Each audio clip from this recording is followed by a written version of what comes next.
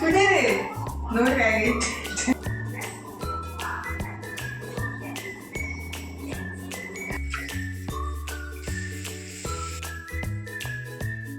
Hi hello ನಮಸ್ಕಾರ ರೀ ಎಲ್ಲರೂ ಹೆಂಗದಿರಿ? ಆರಾಮದಿರೇನು? ನಾವು ಆರಾಮದೀವಿ ನೋಡ್ರಿ. ನೀವು ಎಲ್ಲರೂ ಆರಾಮದ್ರಿ ಅಂತ ಅಂದ್ಕೊಂಡು ಇವತ್ತಿನ ಲಾಗ್ನ ಸ್ಟಾರ್ಟ್ ಮಾಡೋನು. ಬರೀ ಇದು 2 ದಿವಸದಿಂದ ಲಾಗ್ ಐತೆ ನೋಡ್ರಿ. ಅಂದರೆ ಶನಿವಾರ ಮತ್ತು ಶುಕ್ರವಾರದ ಲಾಗ್ ಐತ್ರಿ. 2 ದಿವಸಿನ ಲಾಗ ನಿಮ್ಮ ಸಂಗಟ ಶೇರ್ ಮಾಡಾಕಂತೀನಿ. ಲಾಗ್ ಇಷ್ಟ ಆಕತ್ತಿದ್ರೆ ಲೈಕ್ ಮಾಡಿ, ಶೇರ್ ಮಾಡಿ, ಸಬ್ಸ್ಕ್ರೈಬ್ ಮಾಡ್ಕೊಂಡು ಸಪೋರ್ಟ್ ಮಾಡಿರಿ.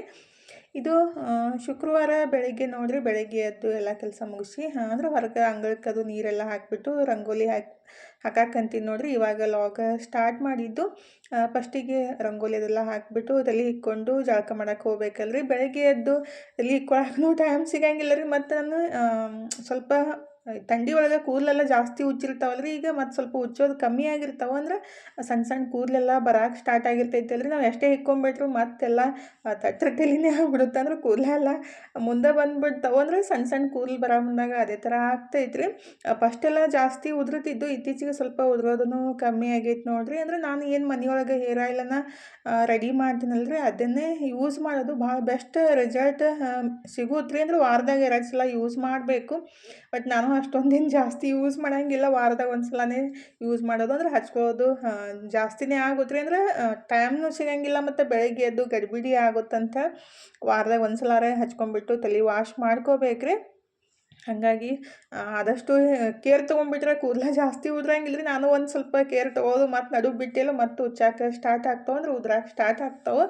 ಈಗಿದ್ರೆ ತಲೆನೂ ಹಿಕ್ಕೊಂಡು ಜಳಕ ಎಲ್ಲ ಮುಗಿಸ್ಬಿಟ್ಟು ಇವತ್ತು ರಾಮನವಮಿ ಅಲ್ರಿ. ಹಾಗಾಗಿ ಫಸ್ಟಿಗೆ ಸ್ವಲ್ಪ ದೇವರಿಗೆ ನೈವೇದ್ಯನ ಪಾನಕ ಮಾಡಿಬಿಟ್ಟು ಆ್ಯಕ್ಚುಲಿ ಏನೇನೋ ಮಾಡ್ಬೇಕಂತ ಐಡಿಯಾ ಇತ್ತು. ಬಟ್ ನೆನಪೇ ಇದ್ದಿತ್ತಿಲ್ಲ ರೀ ನನಗೆ. ಬೆಳಗಿನ ನೆನಪಾಗಿತ್ತು. ಹಾಗಾಗಿ ಏನೂ ತಂದಿತ್ತಿಲ್ಲ. ಮನ್ಯಾಗ ಏನಿರುತ್ತಲ್ಲ ಅದ್ರೊಳಗನ ನೈವೇದ್ಯ ಮಾಡಿಬಿಟ್ಟು ಪೂಜೆ ಮಾಡ್ರೈತಂತ ನಾನು ಬೆಲ್ಲದ ಪಾನಕನ ರೆಡಿ ಮಾಡಾಕಂತೀನಿ ನೋಡ್ರಿ. ಆ್ಯಕ್ಚುಲಿ ಇದಕ್ಕೆ ಕರ್ಬೂಜನ ಕಟ್ ಮಾಡಿಬಿಟ್ಟು ಹಾಕಬೇಕಿತ್ತು. ಬಟ್ ತಂದಿತ್ತಿಲ್ಲಲ್ರಿ. ಹಾಗಾಗಿ ನಾನು ಬರೀ ಬೆಲ್ಲನ ಬಳಸ್ಬಿಟ್ಟು ಪಾನಕನ ರೆಡಿ ಮಾಡಾಕತ್ತಿದ್ದು. ಅಂದ್ರೆ ನಮ್ಮ ಭಕ್ತಿ ಅಷ್ಟೇ ಮುಖ್ಯ ಅಲ್ರಿ. ಅವಶ್ಯಕತೆ ಅಂದ್ರೇನು ಇದ್ದಿತ್ತಿಲ್ಲ ಅಂದ್ರೆ ಮತ್ತೇನೂ ಮಾಡೋಕ್ಕಾಗಂಗಿಲ್ಲ. ಈಗ ಹೋಗಿ ದೂರ ಆಗುತ್ತಲ್ಲ, ಮನೆ ತರಕ್ಕೂ ಆಗಂಗಿಲ್ಲ. ಹಾಗಾಗಿ ಸಿಂಪಲ್ಲಾಗಿ ಈ ಥರ ಬೆಲ್ಲದ ಪಾನಕನ ಮಾಡಿಬಿಟ್ಟು ದೇವರಿಗೆ ನೈವೇದ್ಯ ಹಿಡಿದ್ರೈತಂತ ನೀರಿಗೆ ಸ್ವಲ್ಪ ಬೆಲ್ಲ, ಉಪ್ಪು ಮತ್ತು 1-2 ಏಲಕ್ಕಿನ ಕುಟ್ಟಿ ಒಂದು ಅರ್ಧ ಹೋಳಷ್ಟು ನಿಂಬೆಹಣ್ಣಿನ ರಸ ಹಾಕಿ ಸ್ವಲ್ಪ ತುಳಸಿನ ಹಾಕಿಬಿಟ್ಟು ಪಾನಕನ ರೆಡಿ ಮಾಡಿಬಿಟ್ಟು ದೇವರಿಗೆ ನೈವೇದ್ಯಕ್ಕೆ ಇಡೋಣ ಅಂತೇಳಿ ರೆಡಿ ಮಾಡಾಕತ್ತಿದ್ದು ನೋಡ್ರಿ. ಸಿಂಪಲ್ಲಾಗಿ ಈ ಥರ ಪೂಜೆನ ಮಾಡಕ್ಕೆ ಹತ್ತಿದ್ದು. ಮನೆಯವ್ರು ಆಲ್ರೆಡಿ ದೇವರೆಲ್ಲ ತೊಳೆದ್ಬಿಟ್ಟು ಹೂವು ಎಲ್ಲ ಇಟ್ಟಿದ್ರು. ನಾನು ಈ ಕಡೆ ಬೆಲ್ಲದ ಪಾನಕನ ರೆಡಿ ಮಾಡಿ ಕೊಟ್ರೆ ಇತ್ತು. ಆ್ಯಕ್ಚುಲಿ ಕೋಸಂಬರಿ ಮತ್ತು ಬೆಲ್ಲದ ಪಾನಕ ಮತ್ತು ಮಜ್ಜಿಗೆ ಎಲ್ಲ ರೆಡಿ ಮಾಡ್ತಾರೆ. ಆದರೆ ನಾನು ಮಾಡೋಕ್ಕಾಗಲಿಲ್ಲ. ಬರೀ ಸಿಂಪಲ್ಲಾಗಿ ಬರೀ ಬೆಲ್ಲದ ಪಾನಕನ ಮಾಡಿಬಿಟ್ಟು ದೇವ್ರ ಪೂಜೆನ ಮಾಡಾಕತ್ತಿದ್ದು. ನಮ್ಮ ಮನೆಯವ್ರು ಈ ಕಡೆ ದೇವ್ರ ಪೂಜೆನೂ ಸ್ಟಾರ್ಟ್ ಮಾಡಿದರು. ನಾನು ದೇವ್ರಿಗೆ ನಮಸ್ಕಾರ ಮಾಡಿಕೊಂಡು ಈ ಕಡೆ ಇದ್ರೆ ನಾಷ್ಟಕ್ಕೆ ರೆಡಿ ಮಾಡಬೇಕಲ್ರಿ. ನಮ್ಮ ಡ್ಯೂಟಿ ಸ್ಟಾರ್ಟ್ ಆಗೈತಿ.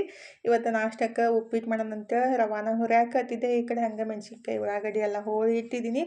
ಮತ್ತು ಬೀಟ್ರೂಟ್ ಜ್ಯೂಸ್ ಮಾಡ್ಬೇಕಂತ ನೆನಪಾಯ್ತು. ಹಂಗಾಗಿ ರೆಡಿ ಮಾಡಿದೆ ನೋಡ್ರಿ. ನಮ್ಮ ಮನೆಯವ್ರು ಬೀಟ್ರೂಟ್ ಕಟ್ ಮಾಡಿ ಕೊಟ್ಟಿದ್ರು. ನಾನು ಮಿಕ್ಸಿಗೆ ಹಾಕಿ ಜ್ಯೂಸ್ ಮಾಡಿ ಅವ್ರಿಗೆ ಕೊಟ್ಟು ನಾನು ಕುಡಿದು ಈ ಕಡೆ ಉಪ್ಪಿಟ್ಟನ್ನು ರೆಡಿ ಮಾಡಿಟ್ಟೆ ನೋಡ್ರಿ. ಇನ್ನೇನು ಕೆಲಸ ರೀ, ಎಲ್ಲರಿಗೆ ನಾಷ್ಟಕ್ಕೆ ಹಾಕಿ ಕೊಡೋದು. ಮತ್ತು ನಾನು ನಾಷ್ಟ ಮಾಡಿಬಿಟ್ಟು ಹೊರಗಡೆ ಕುಂತಿದ್ದೆ ರೀ. ಗುಬ್ಬಚ್ಚಿದ್ರೆ ಎಷ್ಟು ತನಕ ಇತ್ತು ಫುಲ್ ಸೌಂಡ್ ಮಾಡಕ್ಕಂತವಂದ್ರೆ ಗೂಡು ಕಟ್ಬೇಕಂತ ಆ ಥರ ವಿಚಾರ ಮಾಡಕ್ಕಂತವ ಅನ್ಸೋದ್ರಿ. ಎಲ್ಲ ಕಡೆ ಬೆಡ್ರೂಮ್ದಾಗೊಮ್ಮೆ ಹೋಗೋದು, ಅಡುಗೆ ಮನ್ಯಾಗೊಮ್ಮೆ ಹೋಗೋದು, ಮತ್ತು ಈ ಕಡೆ ಹಾಲೊಳಗೆ ಅದು ತೆಂಗಿನಕಾಯಿ ಎತ್ತಿ ಕಟ್ಟಿರ್ತೈತಲ್ರಿ ಅಲ್ಲಿ ಹೋಗೋದು, ಆ ಥರ ಮಾಡಾಕತ್ತಿದ್ದು. ಅಂದ್ರೆ ನೋಡಾಕತ್ತಿದ್ದು ಫುಲ್ ಸೌಂಡ್ ಅಂತೂ ಜಾಸ್ತಿನೇ ಮಾಡಾಕತ್ತಿದ್ದು ರೀ. ನಾನು ನೋಡಿದೆ ಸ್ವಲ್ಪ ಹಿಡಿಯೋನು ಹಾಗೆ ಮಾಡ್ಕೊಂಡೆ ರೀ. ಅಂದರೆ ಈ ಕಡೆಯಿಂದ ಆ ಕಡೆ, ಆ ಕಡೆಯಿಂದ ಈ ಕಡೆ ಹಾರಾಡ್ತಾವಲ್ಲ, ನೋಡಕ್ಕೆ ಒಂಥರ ಖುಷಿ ಆಗ್ತಾವ್ರಿ. ಅಂದರೆ ಈಗ ಬ್ಯಾಸ್ಗ್ಯಾಗಂತೂ ಎಲ್ಲಿ ಗೂಡು ಕಟ್ಬೇಕಂದು ಗೊತ್ತಾಗಂಗಿಲ್ಲ ರೀ. ಹಾಗಾಗಿ ಹುಡ್ಕಾಡ್ತಿರ್ತಾವೆ. ಬಾಗ್ಲ ತೆಗೆದ್ಬಿಟ್ಟ ತಕ್ಷಣ ಈ ಥರ ಒಳಗಡೆ ಬಂದು ಆ ಕಡೆ ಈ ಕಡೆ ಹುಡ್ಕಾಡ್ತಿರ್ತಾವೆ. ಮತ್ತು ಬಾಗ್ಲ ಮುಚ್ಚಿದ ತಕ್ಷಣ ಹೊರಗಡೆ ಹೋಗ್ಬಿಡ್ತಾವ್ರಿ. ಆದರೆ ನೋಡಕ್ಕೂ ಖುಷಿ ಆಗುತ್ತಲ್ರಿ ಆ ಥರ. ನಾನು ಎಷ್ಟೋ ತನಕ ಆಯ್ತು ನೋಡ್ಕೊತ ಕುಂತಿದ್ದೆ. ಇದು ಎಡಿಟ್ ಮಾಡಿ ಅಪ್ಲೋಡ್ ಮಾಡಿ ಈ ಕಡೆ ಅಡುಗೆನೂ ಮಾಡಿದೆ ನೋಡ್ರಿ. ಅಂದ್ರೆ ಅಡುಗೆ ಏನು ಜಾಸ್ತಿ ಮಾಡೋಕೆ ಹೋಗಲಿಲ್ಲ. ಬದ್ನಿಕಾಯಿ ಭರ್ತಾ ಮತ್ತು ರೈಸ್ ಇತ್ತು, ಅದನ್ನೇ ಚಿತ್ರಾನ್ನ ಮಾಡ್ಕೊಂಡು ಊಟನ ಸ್ಟಾರ್ಟ್ ಮಾಡಿದ್ದು. ರೊಟ್ಟಿನೂ ಇದ್ದು ಅಂಥೇಳಿ ಏನೂ ಜಾಸ್ತಿ ಅಡುಗೆ ಮಾಡೋಕೆ ಹೋಗಲಿಲ್ಲ ರೀ. ಸಿಂಪಲ್ಲಾಗಿ ಇಷ್ಟೇ ಮಾಡ್ಕೊಂಡು ಊಟ ಎಲ್ಲ ಮುಗಿಸಿ ಇವತ್ತಂತೂ ಫುಲ್ ಡೇ ರೆಸ್ಟನ ಅನ್ನಿಸ್ತು. ಇಡುವ ಕೆಲಸ ಸ್ವಲ್ಪ ಬಟ್ಟೆ ಇದು ಅಷ್ಟೇ ತೊಳೆದಿದ್ದು. ಜಾಸ್ತಿ ಏನು ಕೆಲಸ ಮಾಡಿಲ್ಲ. ಆದರೆ ಮೊಬೈಲ್ ನೋಡೋದೇ ಜಾಸ್ತಿ ಆಗ್ಬಿಟ್ಟೈತಿ. ಅಂದರೆ ಸುಮ್ಮನೆ ಕುಂದ್ರಾಕೂ ಆಗಂಗಿಲ್ಲ, ಈ ಕಡೆ ಮನ್ಕೊಳಕ್ಕೂ ಆಗಂಗಿಲ್ಲ ರೀ. ಹಾಗಾಗಿ ಮೊಬೈಲ್ ಸ್ವಲ್ಪ ನೋಡೋದು ಮತ್ತೆ ಬಿಡೋದು. ಹೀಗಾಗಿ ಸಿಕ್ಕಾಪಟ್ಟೆ ಮೊಬೈಲ್ ನೋಡ್ಬಿಟ್ಟಂತೆ ಅನ್ಸಾಕತ್ತಿತ್ತು. ಜಾಸ್ತಿ ಮೊಬೈಲ್ ನೋಡಿಬಿಟ್ರೆ ತಲೆನೋವು ಬಂದ್ಬಿಡುತ್ತೆ ರೀ.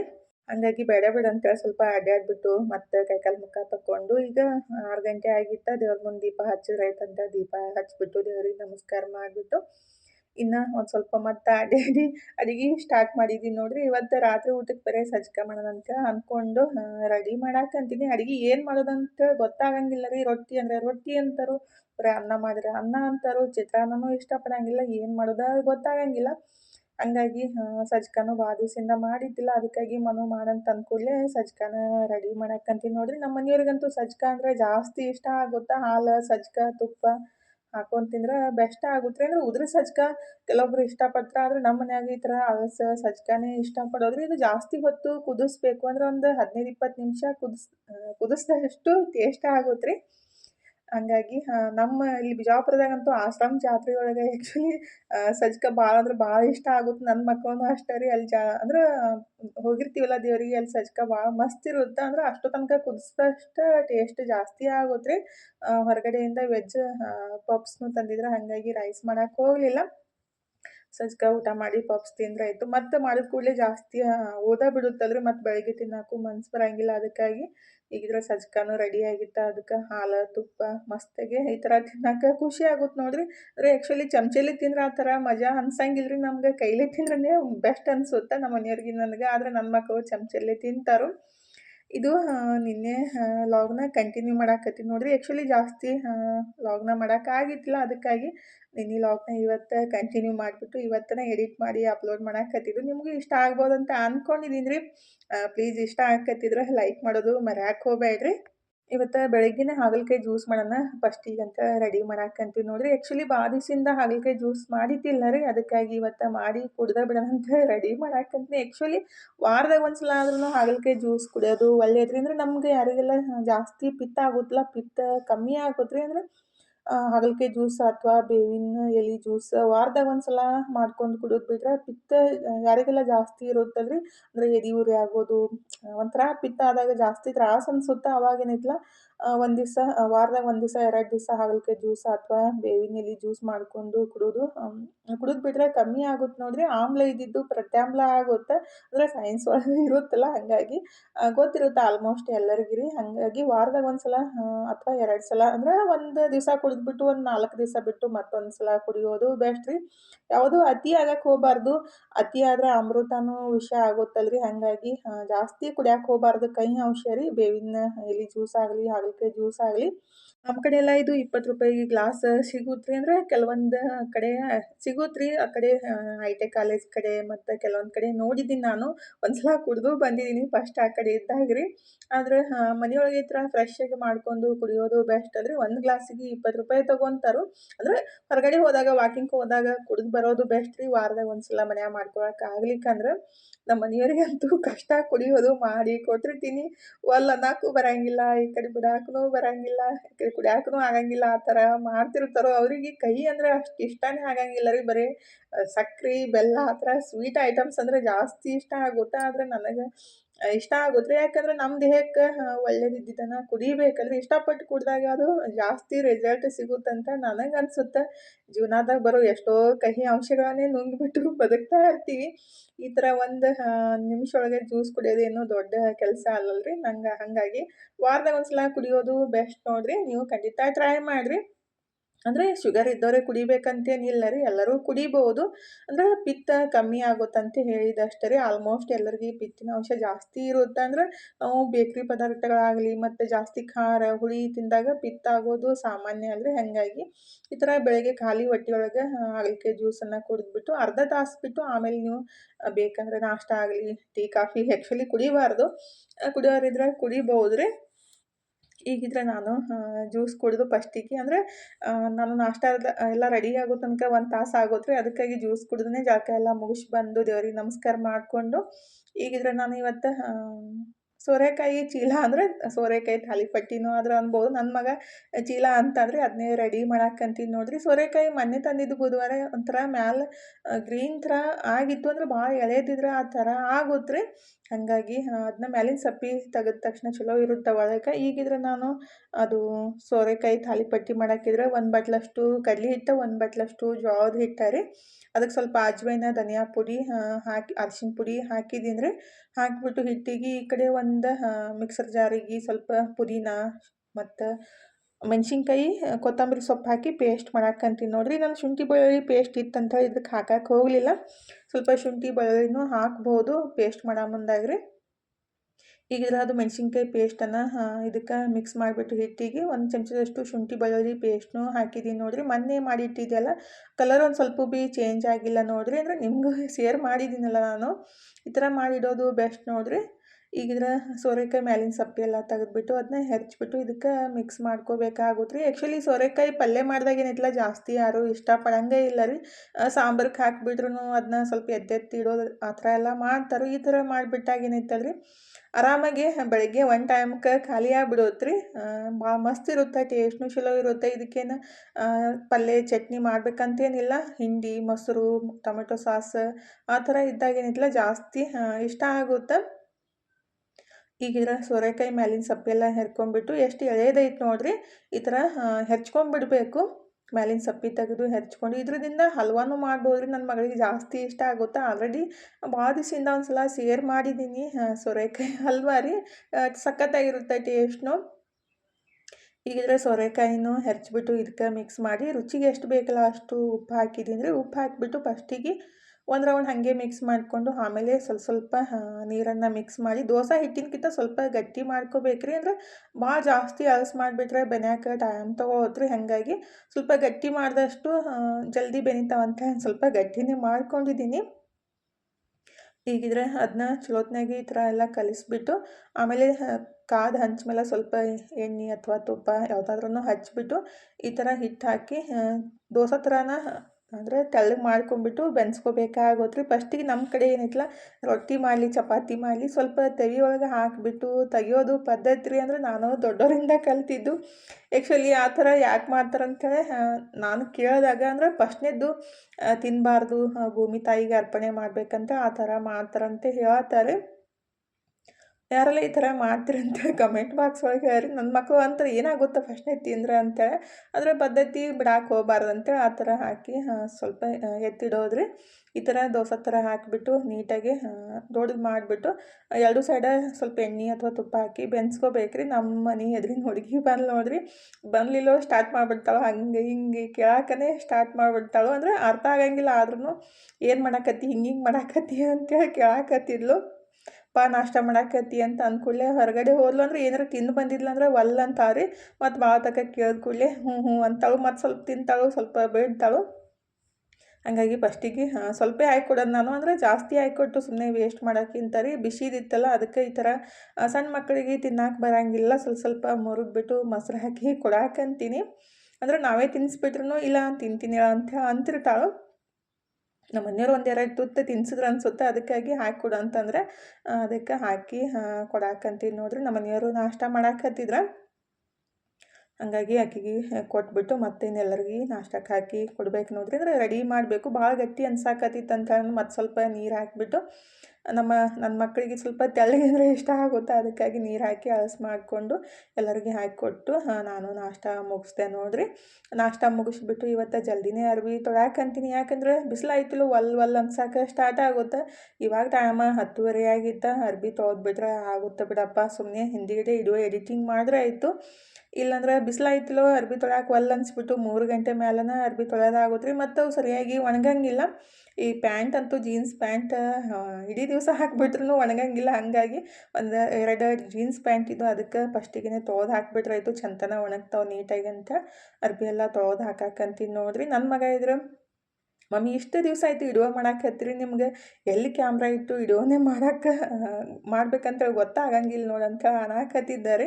ಅಂದರೆ ನನಗೆ ಈಜಿ ಆಗೋ ಥರ ನಾನು ಇಟ್ಟಿರ್ತೀನಿ, ಮತ್ತು ಆ ಕಡೆ ಒಯ್ದಿಡೋದು ಮತ್ತು ತರೋದು ಅಂತೇಳಿ. ಅಂದರೆ ನಾವು ಕೆಲಸ ಮಾಡೋದಕ್ಕಿಂತ ರೀ ವಿಡಿಯೋ ಮಾಡೋದೇ ದೊಡ್ಡ ಕೆಲಸ ಆಗ್ಬಿಟ್ಟಿರ್ತೈತಿ. ಯಾಕಂದ್ರೆ ಕ್ಯಾಮ್ರಾ ಎಲ್ಲಿ ಇಡಬೇಕು, ಮತ್ತು ಅದನ್ನ ಬಂದ್ ಮಾಡಬೇಕು, ಕೆಲಸ ಮಾಡೋ ಮುಂದಾಗ ಮತ್ತು ಅದನ್ನ ಎದ್ದು ಬಂದ್ ಮಾಡಿ ಮತ್ತೆ ಎತ್ತಿಟ್ಟು ಮತ್ತೆ ಚಾಲೂ ಮಾಡೋದೇ ಒಂದು ದೊಡ್ಡ ಕೆಲಸ ಆಗ್ಬಿಟ್ಟಿರ್ತೈತಿ. ಹಾಗಾಗಿನೇ ನಾನು ಜಾಸ್ತಿ ಕೆಲಸ ಮಾಡೋ ಮುಂದಾಗ ಅಂದರೆ ಎಲ್ಲ ಕೆಲಸ ಮಾಡೋ ಮುಂದಾಗ ವಿಡಿಯೋ ಮಾಡಕ್ಕೆ ಹೋಗಂಗಿಲ್ಲ ರೀ. ಅಡುಗೆ ಮಾಡೋ ಮುಂದಾಗ ಏನಿಲ್ಲ ಒಂದೇ ಕಡೆ ಇಟ್ಟಿರ್ತೀವಿ, ಹಾಗಾಗಿ ಅದು ಬೆಸ್ಟ್ ಅಂತ ಅನ್ಸುತ್ತೆ. ಏನಕ್ಕ ಬರೀ ಅಡುಗೆ ಮಾಡೋದೇ ಮಾಡ್ತೀರಿ ಕೆಲಸ ಅಂತ ಅಂತಾರೆ ಕೆಲವೊಬ್ಬರು. ಹಾಗಾಗಿ ಎಲ್ಲ ಕೆಲಸ ಮಾಡೋ ಮುಂದಾಗ ಕ್ಯಾಮ್ರಾ ಸ್ಟಾರ್ಟ್ ಮಾಡೋದು ಬಂದ್ ಮಾಡೋದು ಇರೋದು ಆ ಥರ ಆಗುತ್ತಂತ ನಾನು ಜಾಸ್ತಿ ವಿಡಿಯೋ ಮಾಡ್ಕೊಳಕ್ಕೆ ಹೋಗಿರಲ್ಲ ರೀ. ಈಗಿದ್ರೆ ನಾನು ಅಕ್ಕಿ ತೊಳೆದ್ಬಿಟ್ಟು ಒಣಗ್ಸಕ್ಕೆ ಹಾಕಾಕಂತೀನಿ ನೋಡಿರಿ. ಯಾಕಂತಂದರೆ ಬ್ಯಾಸ್ಗೆ ಬಂದೈತಿ, ಇನ್ನು ಹಪ್ಪಳ ಮಾಡ್ಬೇಕಲ್ರಿ. ಹಾಗಾಗಿ ಈಗ ಅಕ್ಕಿನ ಚಲೋತ್ನಾಗೆ ಒಂದು 4-5 ಸಲ ತೊಳೆದ್ಬಿಟ್ಟು ಒಣಗ್ಸಕ್ಕೆ ಹಾಕ್ಬೇಕ್ರಿ. ಅಂದರೆ ನೆಳ್ಳಾಗನ ಒಣಗಿಸ್ಬೇಕು.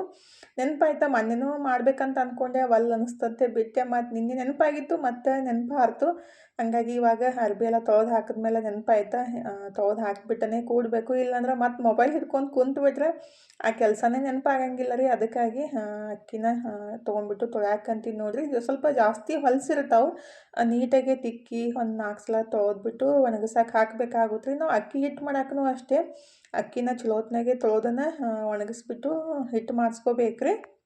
ಈ ಥರ ಹಿಟ್ಟು ಮಾಡಿಸ್ಬಿಟ್ರೆ ಒಂದು 3-4 ತಿಂಗಳ ತನಕ ಇಟ್ಟು ಆರಾಮ್ಸ್ರಿ ಯೂಸ್ ಮಾಡ್ಬೋದು ರೀ. ನಾನು ಅದೇ ಥರ ಮಾಡೋದು. ಅಂದರೆ ಜಾಸ್ತಿ ಖರ್ಚಾಗಂಗಿಲ್ಲ ರೀ. ಹಾಗಾಗಿ ಒಂದು 3-4 ತಿಂಗಳ ತನಕ ಆರಾಮ್ಸ್ರಿ ಇಡ್ಬೋದು.